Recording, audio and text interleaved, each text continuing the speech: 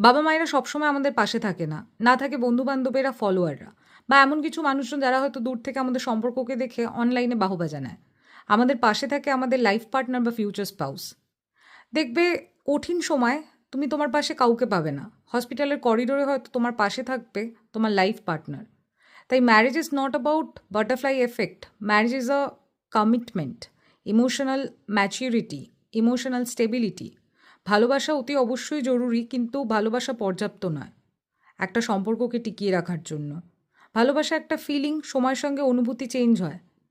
রোম্যান্সের উপর বেস করে একটা সম্পর্ক গড়ে উঠতে পারে না।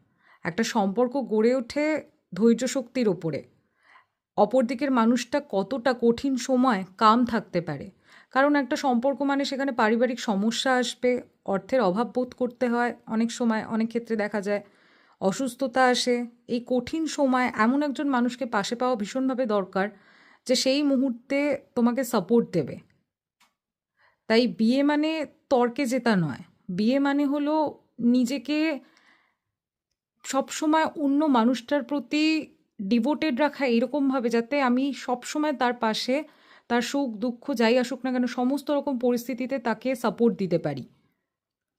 অপর দিকের মানুষটার ডেপথ দেখো, তার রেসপন্সিবিলিটি নেওয়ার ক্ষমতা দেখো। এবং সর্বোপরি আরও একবার বলতে চাই, বিয়ে মানে তর্কে জেতা নয়। বিয়ে মানে সম্পর্কটাকে রক্ষা করা।